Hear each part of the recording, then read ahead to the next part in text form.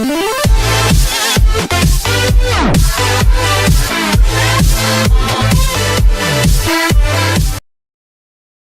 Prescott and a stalled Cowboys offense. You just have to believe in yourself. Frisco, Texas. In the sheer glare of the star, the Dallas Cowboys' many-mirrored and galactically lit new headquarters, it can be hard to make out anyone very clearly.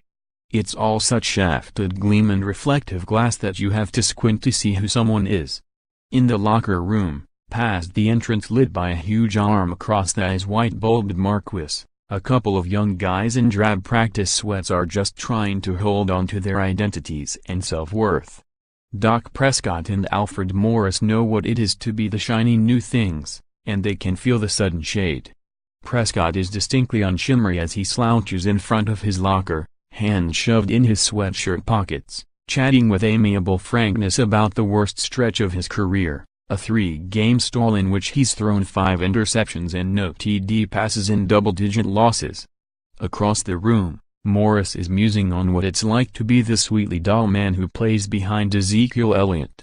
They are the main public actors on a Cowboys offense that is struggling to save a 5-6 season as they prepare to meet the Washington Redskins on Thursday, and prime exhibits of how quickly opinions of you can change in the NFL, once the big glow wears off.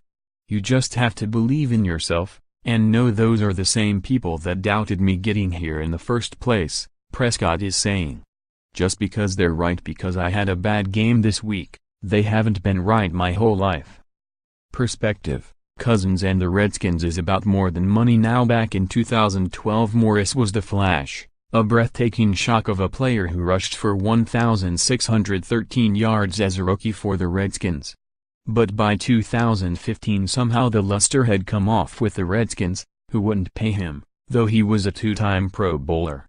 Management figured it could lowball the former 6th-round pick who still drove his modest old Mazda, nicknamed Bentley.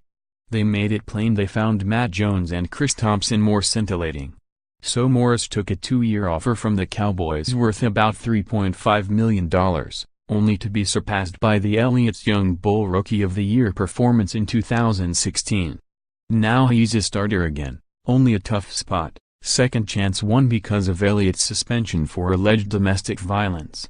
I feel like everything goes full circle, Morris says, as he steadily folds his clothes, and apologizes to a trainer for leaving his laundry on the floor. I feel like running backs right now are getting especially devalued. Like, oh, we can get anybody here to do this, that and the other. And it's like, okay, fine, if that's how you feel, so be it. But eventually there will come a better time, the value of the running back will come back. My value isn't based off someone else's opinion of me. I know what I'm worth, I know my value, I know what I'm capable of doing. And I just rely on that. On the cusp of 29 years old, Morris will be a free agent next season and his payday will depend on how much he can make people not miss Elliott. Either he will be in demand, or as expendable as the Mazda, which has been in the shop with burned-out fuses.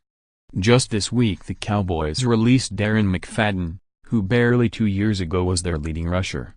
Once, Morris believed his unwaveringly production and impeccably good work habits would be rewarded, and he'd spend his entire career with one team. Is it the way I wanted it to go? It's not, he said. But I'm glad it went that way. I've grown, it's been good for me. Which is what he tells the younger men in the room like Prescott, about handling the flares and flickers of light that follow every star player, and the inevitable ebbs.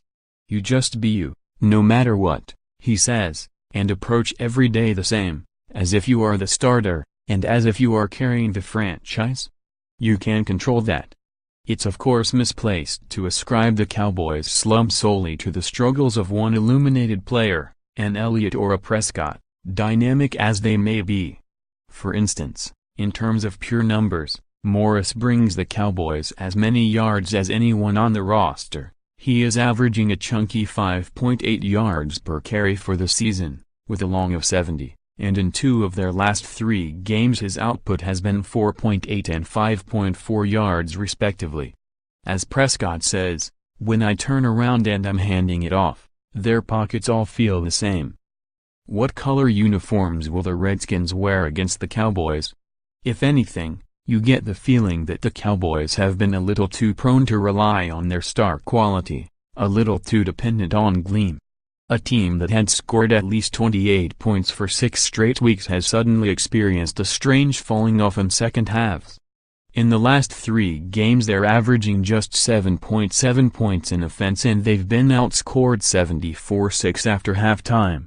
That,